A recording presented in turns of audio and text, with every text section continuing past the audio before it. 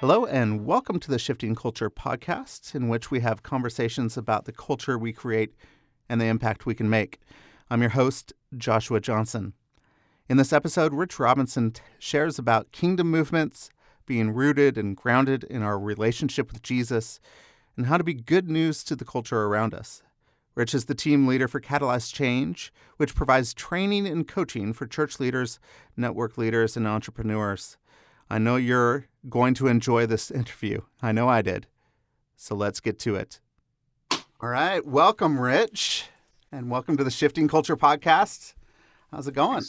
Yeah, doing well. Thanks for having me. Looking forward to it, Joshua. Yeah, I'm really excited about this conversation. When I'm looking at you and where you fit right now, it seems like you're all over the map when it comes to entrepreneurial ideas, working with Movement Leaders Collective, with Creo, doing a lot of different things with Christian leaders around the world. How did you start to get into really movement dynamics, organizational change, leadership? Where did this come from? Yeah, great question.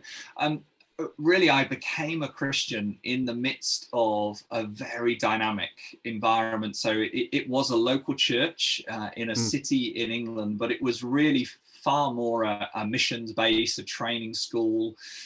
So less than 1% church attendance in the city. So it really was a kind of build it and they will come, they'll never come. So I became a Christian really with this dynamic of open the Bible around the table over food with non-Christians. It was more incarnational rather than attendance.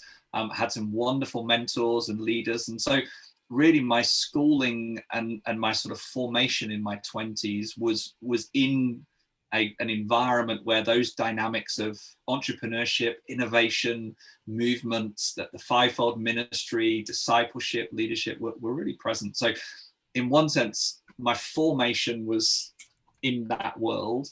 And then also it's probably just the way that I'm wired. So yeah. I would be apostolic in the fivefold, more Pauline. So it's frontiers, it's drive forward, it's innovation. I love to experiment, love to be on those fuzzy edges and sort of prototyping things and making them and breaking them and piecing them together again and just learning and then being able to pass that learning on to others. So it's probably a combination of a little bit of nature and a little bit of nurture in me that puts me in this place right now. We often, disciple others the way that we were discipled. And so it often flows that way. And so, in my line of work, what I'm trying to do is to get people into a different paradigm of the discipleship that they've been through growing up in a church environment. And you actually had something that was relatively easy for you to keep going and pursuing innovation, kingdom expansion. How do you get to a place where now that you're working with Christian leaders to, instead of having them be discipling others in the way that they were discipled, how do you get people to start to think innovatively when it comes to kingdom work? I think probably there's many different answers to that question, many different ways to come about it. I think one is that they have to have a God moment. So it cannot be the latest fad or an organizational edict or an insecurity or a drive or a charisma for something different.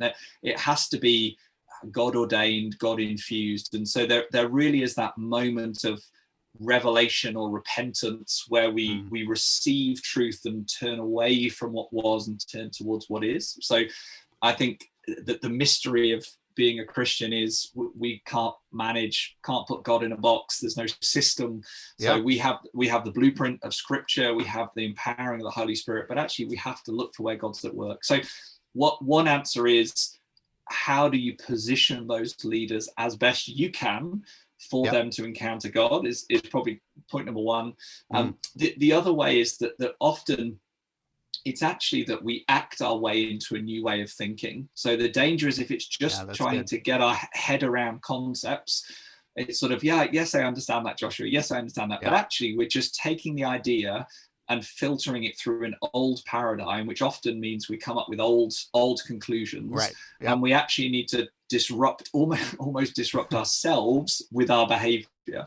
And so often when I'm helping people to experience something different, as well as imagine something different, that the experience comes before imagination.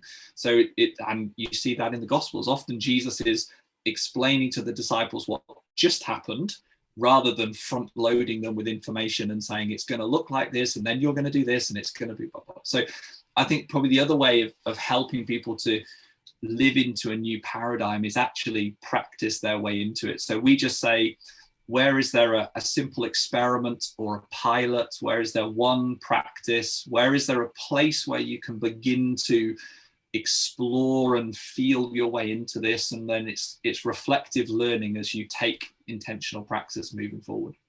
Yeah, I think that's huge. And it's something that we're not very good at. We often think that, hey, life with Jesus is an intellectual game. And it's not just an intellectual game. We have to do that practice and do the work. And things that we're going to discover, the truth of who Jesus is, the truth of what God does in this world is often going to hit us, the place. That's where we're going to have our God moments. It's often in the little things of life, in the mundane of life, where God impacts us and reaches us and touches us and speaks to us. But we're not often looking for that.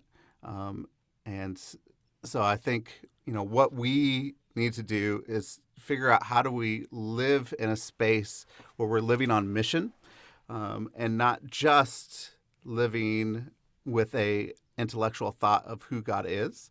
So it's the practice. And I know that you try and live on mission with your family, and not just individually, but all together. What does that look like as a family to live on mission, to practice this, and to get out into the world? Yeah, great question, Joshua, because you're absolutely right. We've made discipleship far more a 21st century educational pursuit. Yep.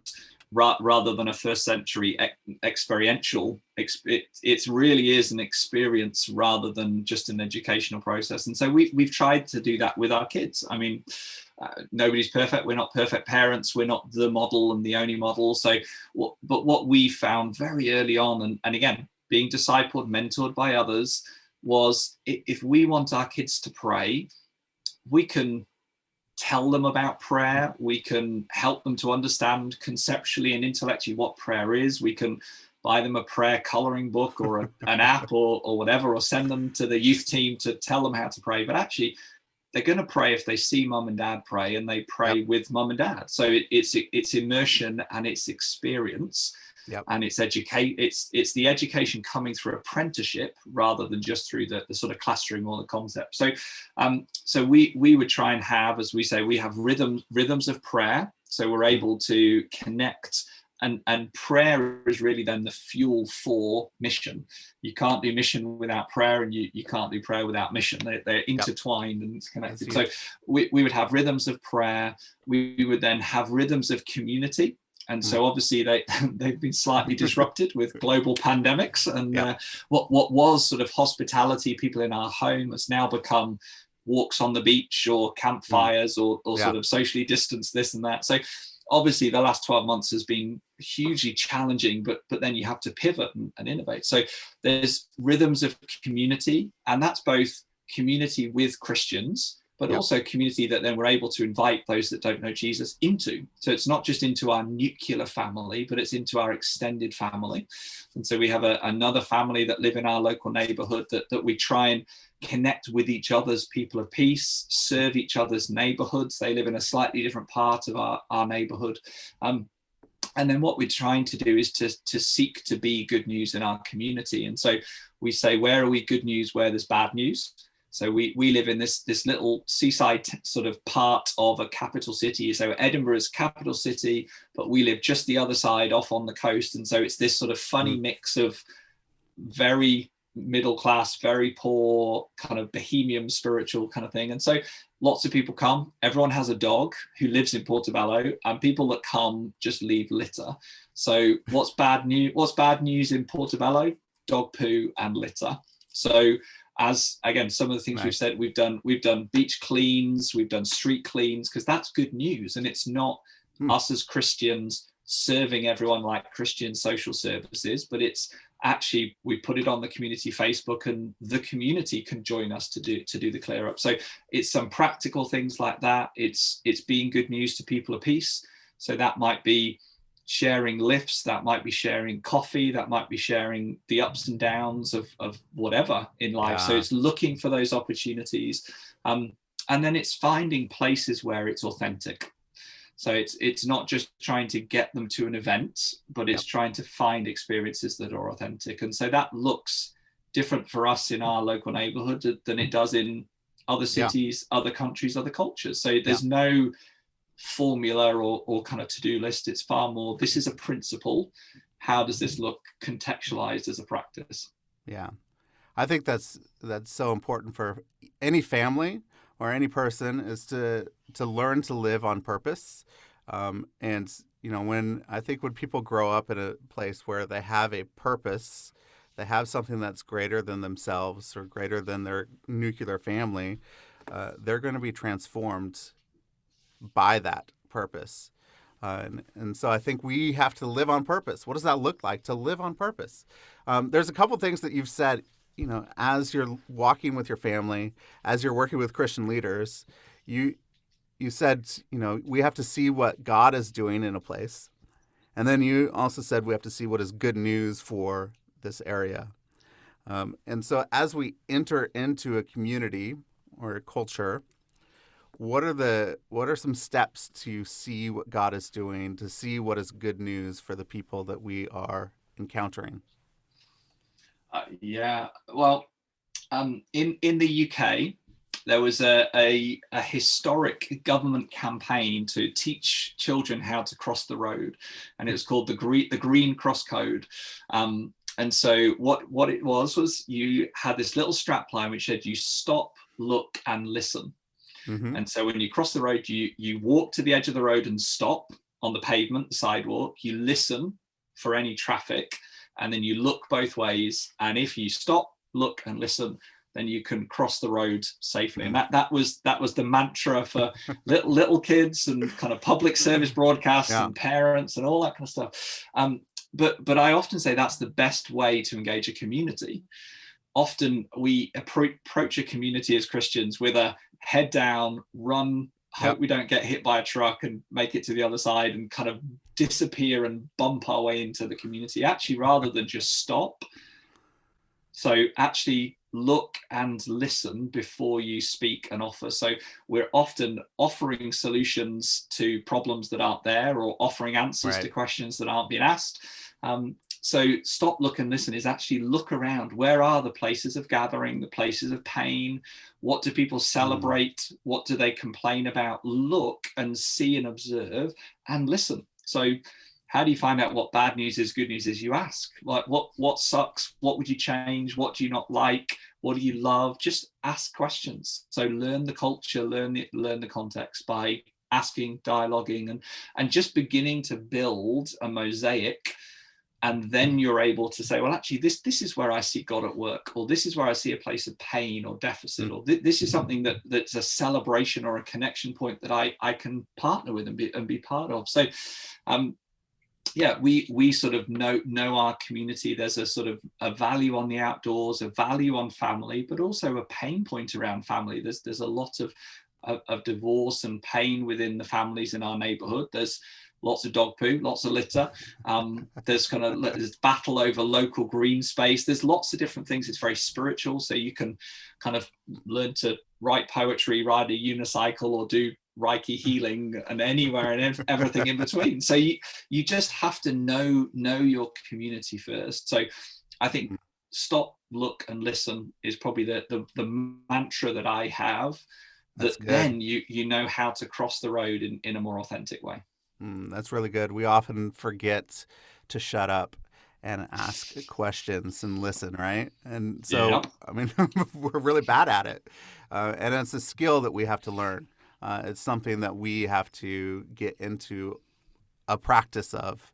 And how do we get better at the skill of listening, asking questions? Yeah, that's very good. And probably that goes back, Joshua, to the one of the first questions you asked of how do you help people change Yeah. when you're trying to help them to do something or live something or be something different.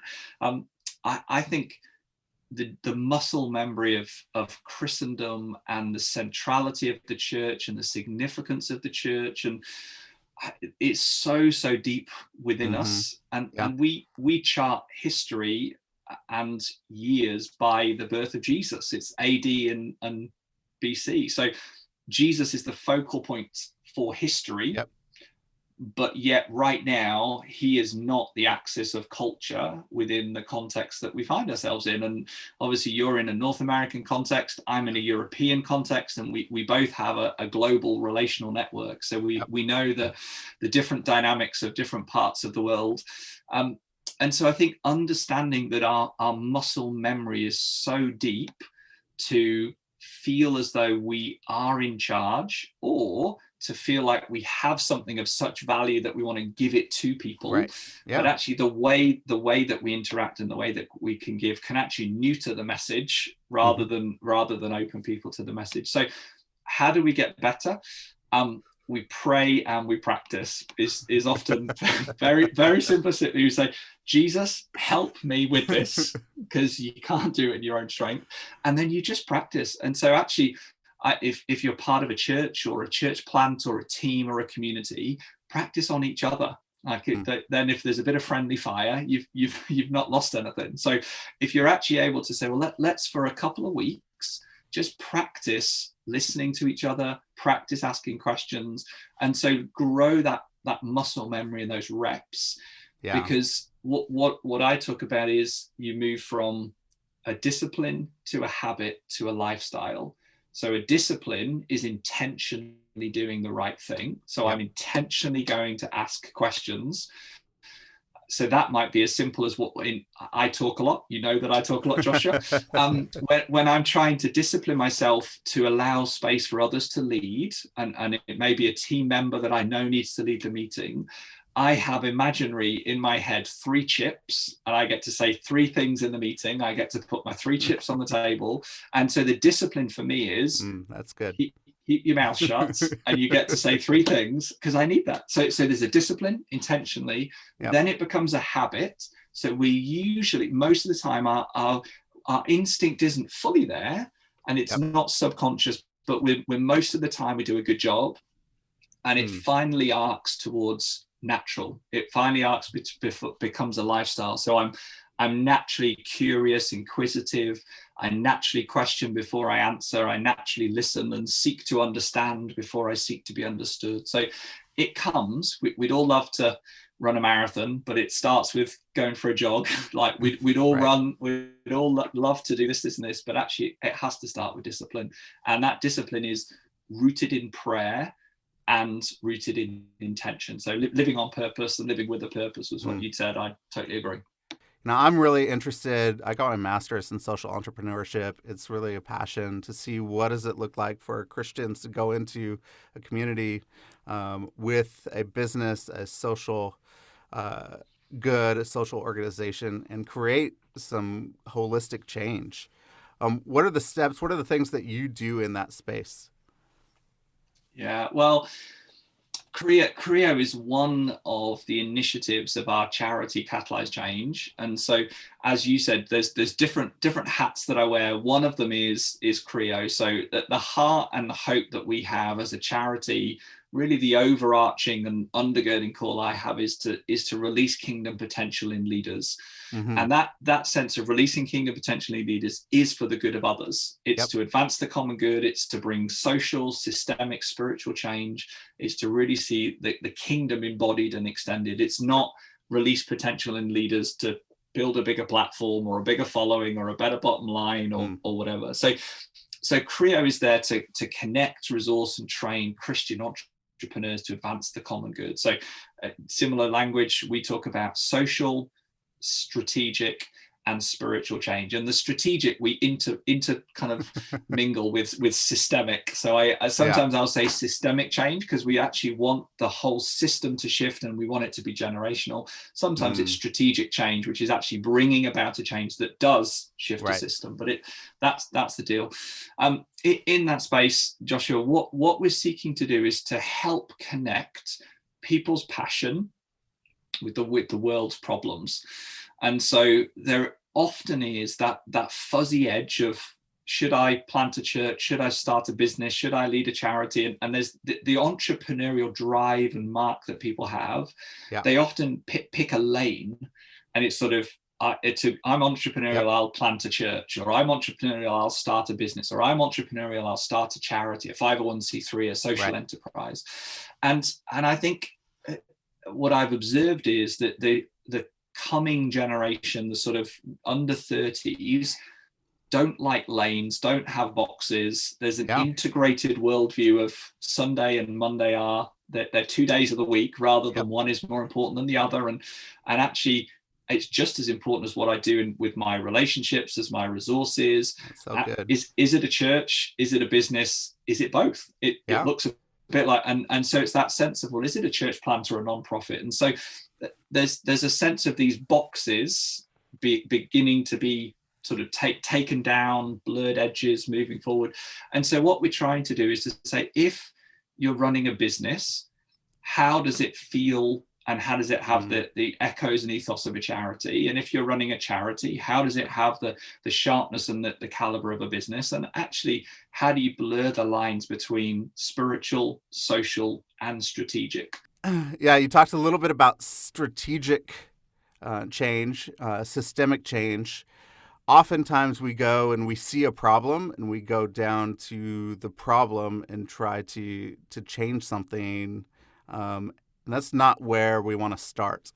If we want to see strategic or systemic change, we want to go upstream to the original spot where the problem originates.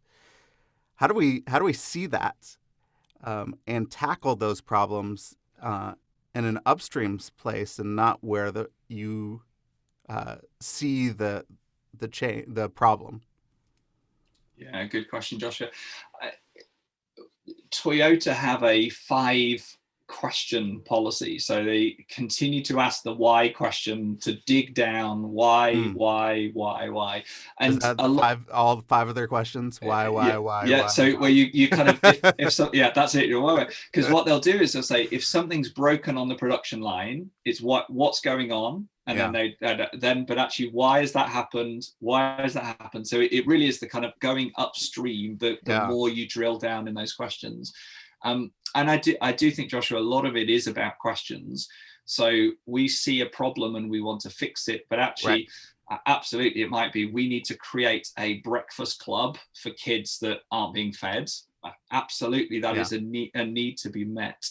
But then going deeper than that, to think through family and education and government funding and the church's engagement and all of these different things that actually build a bigger, better picture of, actually, this, if we help here, or we work out how to empower here, it helps there. And so it helps all the way down the line. Absolutely. And so, and one of the pieces that we always talk about is, what is an empowering solution rather than a quick fix. So often we will step in and fix something, and in the short term it's better, but actually we've not empowered the people involved, or we've not shifted the system to empower the people involved. And so absolutely in Creo, what we're wanting to do is to not just help Christian entrepreneurs build a product or deliver a service, but we're actually helping them to think through their values.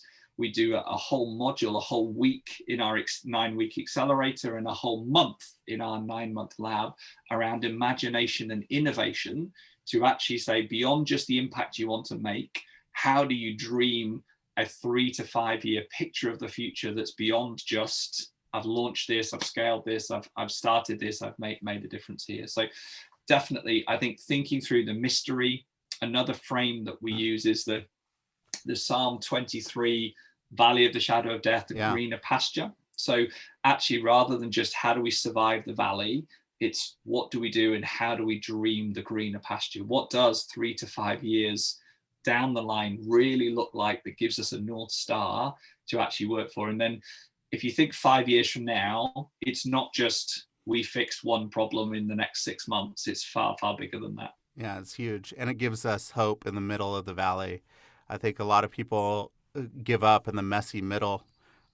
Yes, And they're like, definitely. oh, it's too hard. I don't see the promised land on the other side. I don't see where Yep. I came from. I'm just stuck right here in the Yeah. middle. I'm looking around what's happening. And so that says how we're actually going for it. How do you help people in the messy middle to continue to walk it out and have hope that there is going to be change on the other end? Yeah, you have to continue to have some sense of future.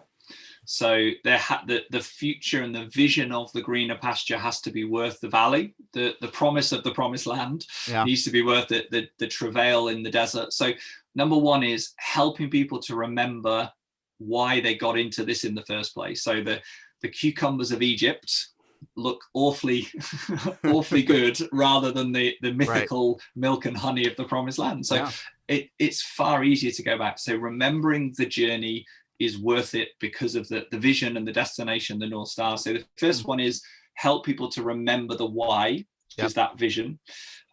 The second is that we are braver together.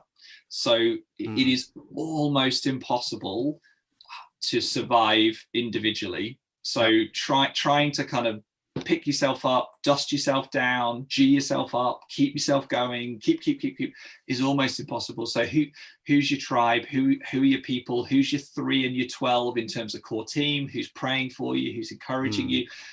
Who picks you up and kicks you, as well as cheers you on? So the Mm. who's with you is important. And That's an American myth of the solo entrepreneur, right? yes. Oh, yes. Myth doesn't do it justice. I would probably have slightly harsher language for it, Joshua, that I couldn't share publicly. Yeah, I honestly think. Um, so obviously the parable of the 4 soils is a very well Yeah. known parable, but the story that is told just after that of the farmer that sows the seed, Mm. the enemy comes at night, and then the crop grows and the weeds are so close to the Yeah. crop that the servants say, should we just pull everything out? He says, no, you can't pull everything out. There's this Mm. weed that's the counterfeit, and at Yeah. the right time you pull it away. And I often say that when God sows a seed, the enemy sows a counterfeit. Yeah. And so that for me, the solo heroic entrepreneur is one of the counterfeit seeds, because we are called to greatness, we are Yep. called to a hero's journey, but the journey is in community and Mm. for the good of the community. Yeah. It isn't on our own for our benefit. And so this sort of just counterfeit on the side will just drift us That's away, and good. we just lose it. So we do need to continue to dare greatly and courageously attempt wonderful things for God, but it's with others and for the good of others, not Mm. for our own acclaim and our own platform. So yeah, I do think that second space of with others and for the good of others is vital. And then the third thing, Joshua, is just I always say stick to the plan. Like you do the last thing that God told you to do until you hear differently, Yeah. and it really is that sense of one, like the saying is one foot in front of the other.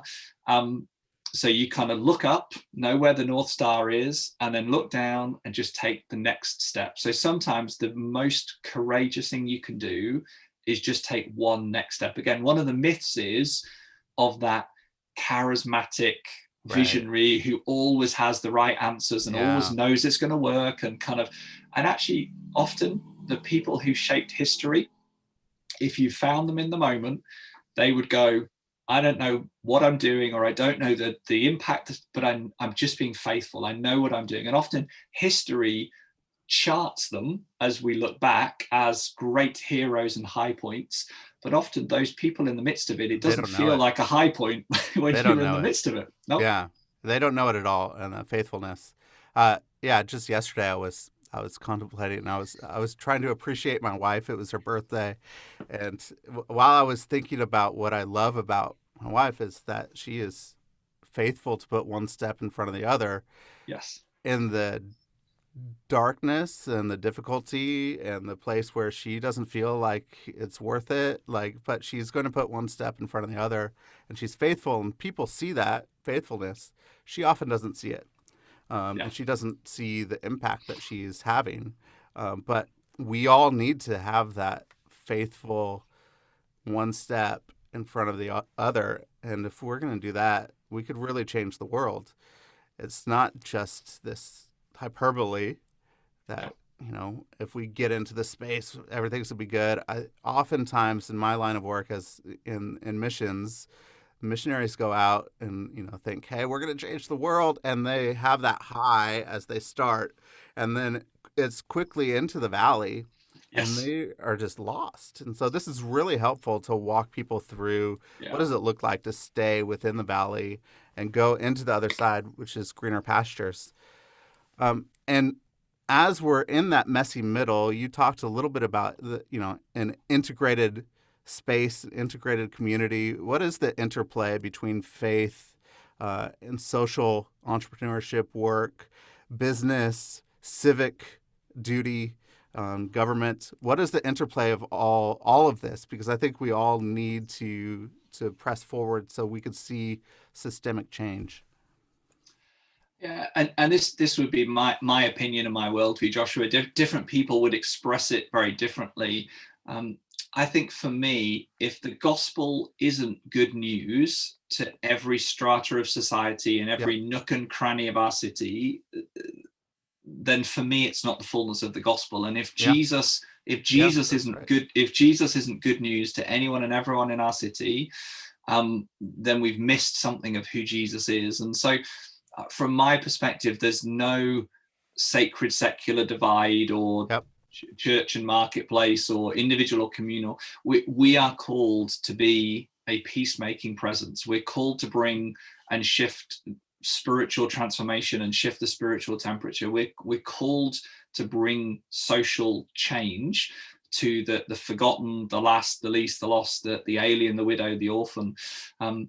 And so from my perspective, we're all called to have that worldview, that Yep. holistic worldview of Jesus at the center, like re-Jesusing our cities. Yep. But actually, each of us in Ephesians, each of us plays our part. So we're not all called to live and function and have influence in every part of our city. Right. We need to find our plots, our place to farm, our place to sow seeds, to water, to pray for God's growth in that space. And so that might be the school gates, it might be an Yep. office, it might be a local government position, it may be as a church planter, it may be as a coach for a local football team. Like there's numerous different ways that we can be good news within the strata and within the culture of our society and our city. And so it's having the worldview Yeah. of spiritual and social transformation, and then finding our part to play within it. Wow. Yeah, I think that's good. And that goes back to the need for community, the need to do it with others and not just, hey, look at what I'm doing. I'm really good. This is great. But we have to see this holistic change in communities, and it's through community. It's through a communal experience. I mean, we're meant to be part of the body of Christ, Yeah. and not just an individual part of that body.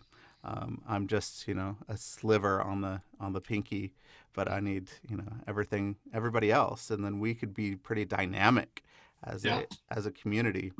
As something I've been trying to work out is what kingdom movements really look like. So what do they look like on the ground? Can you give me some examples of really cool kingdom movements that you've seen?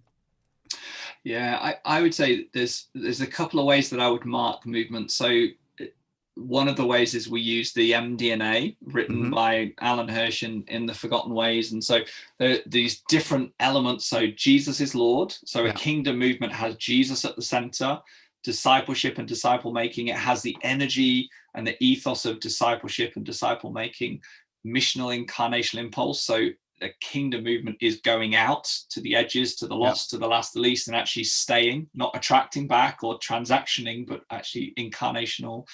APES, there's a full mobilization of the people of God. It's not professionalized or a few doing work of the many. It's Yep. everyone involved. Organic system, so it's simple, scalable, reproducible, and self-replicating. And then liminality, communitas, that sense of risk and displacement, and really a camaraderie, not just a social club kind of feel. And so Yeah. that's one of the marks of kingdom movement we would talk about. The other is really that there's a shared purpose and shared values and shared practices. So there's a building of relationship, a building of culture, and a building of momentum to see the good news of Jesus impacting a people group or a place. And so they would be the marks of movement. And Yep. there is no, as we said, there's no sort of movement school or quick fix or plug and play solution to get movement. You don't kind of put, it's not like a recipe where you put all these things in. They really are marks that we're really praying for and positioning ourselves to partner with God at work. And so in Creo, we're seeking to spark those movements through Christian entrepreneurs. And then in the Movement Leaders Collective, really trying to create a collaborative environment for people who've been courageous enough and daft enough to dream those visions and to step out into them. So we've seen some incredible kingdom movements. So some movements in the context of the UK, where there is movements within the context within refugees, so those that are coming and seeking asylum and refugee status, and so there would be ministry to them, but far more than that, actually the equipping. And so in terms of some of the areas of employment, small business, care, so churches mobilized, but also this co-creation of those within that world themselves being able to lead in context. Doing some work in Asia. So again, being able to come alongside some wonderful Christian entrepreneurs. And again, even pre-COVID, there was some wonderful work going on in the context of community empowerment. And in the last 12 months and the last 12 weeks, just incredible sacrificial love in the context of huge disruption and pain. And so, and I could go on. The one of the privileges I have is just to be able to cheer on and encourage some incredible leaders. So I think one thing I would say, the joy of kingdom movement is that often we can name it by looking backwards, rather than by speaking of the status quo. So I would believe that there are some leaders that I know who you wouldn't know the name of, and they wouldn't want you to know the name of, and they would go after me if I mentioned their name right now on here. But they're the heroes, like your wife, who are faithfully putting one foot in front of the other, and I know God is using them. But what I see is they are positioning not to have a ministry that is their influence, but they are investing in leaders who invest in leaders who invest in leaders. And there really is that sense of movement being self-replicating and self-generating. So it's actually generating and replicating itself, quite self-organizing as well. And that's, talk about the messy middle, that's the messy edge. And so movements obviously and almost always look on the edge of order and chaos and this sort of, I think it's working, is it? No, it's not. And so that's the joy. I think most kingdom movements I see look both deeply significant and feel they have a resonance of significance, but they also have a vulnerability of, is this really it, and is it working, and slightly chaotic. So that's the mark of this sort of resonance and depth and solidity, but chaos and creativity. And when you feel the mix of those two, that's when you know there's something movemental in the mix. Yeah, and it sounds like, as leaders are influencing leaders and others, and you creating this movement on the outside, if you're looking at something in that chaos and you're looking, there's all sorts of things happening, and it looks exciting, and it looks like, well, I want to be a part of this. This is really an amazing thing.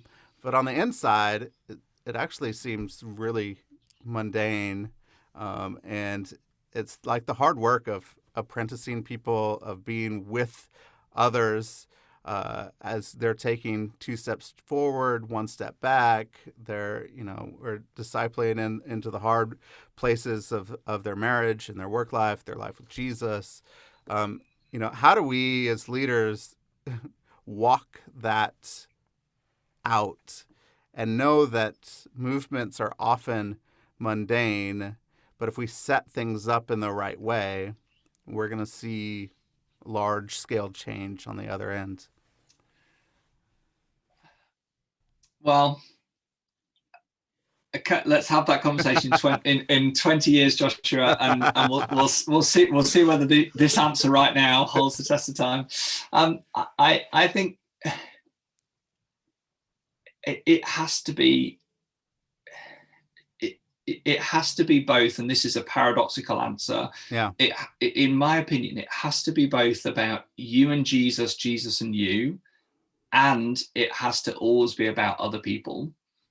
And so they're sort of slightly contradictory, paradoxical. But what I mean by it is that if I'm not ministering from the overflow, if my leadership isn't undergirded by my discipleship, if what I'm sharing with others, I'm not wrestling with myself, if it's not sort of testimony, it's merely tactics, then that grows cold, that grows old, that can go quite quickly. So I think in one sense, how do you keep going? You walk faithfully with Jesus as a disciple. That's the sort of lowest common denominator. The kind of core unit DNA is you stay in love with Jesus. You continue to allow him to woo you and you pursue him. So that's one side, I think. And then the flip side is you always seek to lose your life for Jesus and the good of others. So the call to discipleship is to deny yourself, pick up your cross and follow me. And that is that sense of I lose my life and I find it. And so how do you continue to give your life away and lose your life for Jesus, lose your life for others? And so that for me comes to the question of I would probably say, if you pushed me, that actually faithfulness is the goal, and movement is a byproduct. If we're faithful, that the outcomes of whether it's one person or 10,000 people is actually God's domain, not our domain. And the minute I start to measure or pursue a quantity or whatever that be, I think we've probably fallen at the first hurdle in terms of actually this is about faithfulness and about an authentic expression of who you are as a disciple. And then that's extended into any and all influence that you may have and may be given. And there's a wonderful covenant prayer from the Methodists. So I have a Methodist tradition, and the Wesley prayer talks about being lifted high for you or laid aside for you, and I freely yield all things unto you. And there's just this sense of, and it's Paul's words of full or empty, like it's just this sense of whatever is going on, I want to be faithful and I want to be close to you, Jesus, and I want to be known by you and make you known. And so I think they'd be my sort of, how do you keep going in the mundane? You follow Jesus, you walk with him faithfully, and you encourage others to do the same. That's good. Well, I see, in your life of giving over to Christian leaders that you're a modern day circuit rider. So you're getting on your horse, going to one little group and pouring in, then going to the next one.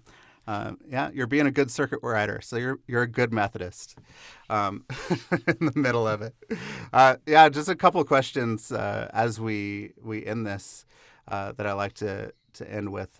One, if you look back on your life and what you know now, what advice would you give your 21-year-old self? Oh, good question. I would probably give it the same as I'm hoping my 60-year-old self gives it, which is stay close to Jesus. I think there is so much distraction, noise, temptation, drift in the world. Just stay close to Jesus would be number one. And number two would be enjoy the moment. So I am sort of, again, Myers-Briggs, Strength Finders, Enneagram, all of these things, and Myers, like fivefold. I'm a sort of strategist, futurist, Yeah. innovator, like just new people, new frontiers, new opportunities. And so I, one of my greatest strengths, which are all of that list, are there. That's also my greatest weakness. So I can Yep. go too fast, go too hard, go too far, miss the moment, be too intense. So I know those things now at 40, and I have prayer and counseling and accountability and community and wonderful people that love me and kind of ground me and challenge Yeah. me and shake knock the edges off and shake me. But probably at 21, it was just this sort of Mm. ball of energy. Yep. And lots of that was good, but there's probably like a kind of giant Great Dane or Labrador running around the house. So I think I just kind of go, just calm down, enjoy the moment, love Jesus. It'll all come together. That kind of Yeah. piece. That's good. And then just last, is there anything that you've been watching or reading that you would recommend? Oh, I think I love to read books that stretch me in terms of my thinking. So I've loved Collective Genius, which is Mm. around the collective intelligence. New Power, which is around relational influence.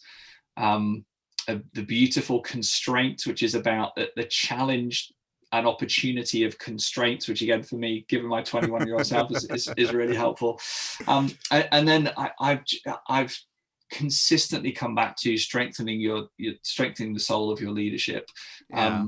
and just that sense of how do I continue to live well. My energy is always to the Mm. frontier and to Yep. innovation and to new, and actually that sense of depth. And so reading the classics of Peterson and Willard just ground me, and now some of Yeah. the more modern day classics like that, those are true to me and for me to really ground me. So yeah, there's lots more I could do, but probably there are a few.